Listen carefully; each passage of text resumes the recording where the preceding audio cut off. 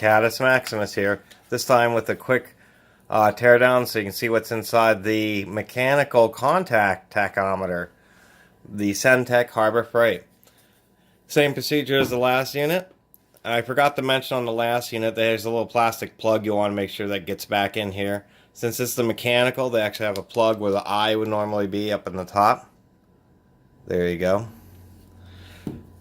Pull out the battery cover, number 1 Phillips.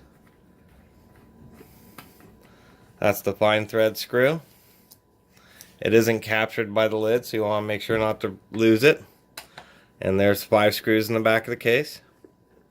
One thing I was going to mention about putting in screws in plastic is once you pull them out, when you put them in, if they're kind of have a lot of resistance screwing back in, then you're probably not in the same set of threads that they were originally cut when they put the screw in the first time.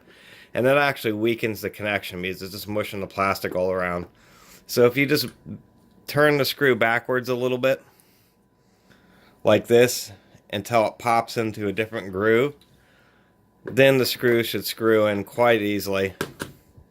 And you don't have to worry about stripping out the little posts that these things go into.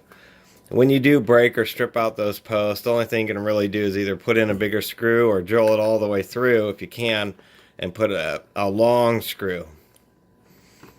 But there are things you can do to fix them. So that will be the case. And the board's going to be exactly the same.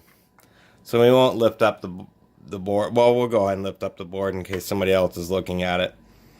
So you can see it actually is the same board for both units. There's our test button. There's our little shield. Except for the fact that it's programmed to be a mechanical tachometer, but still a photo tachometer. And you can tell because there's the, where do we go? We have a photo sensor here. And then we have a tachometer wheel with holes in it, and it just counts the holes in it.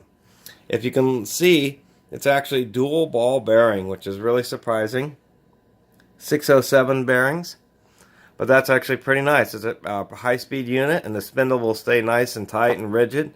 That's pretty impressive, to tell you the truth, that they use 2 decent-sized ball bearings inside there. Otherwise, this control board will be exactly the same as the other one, except for they have a slider switch. And that's for selecting whether you're doing surface speed a minute or doing RPM.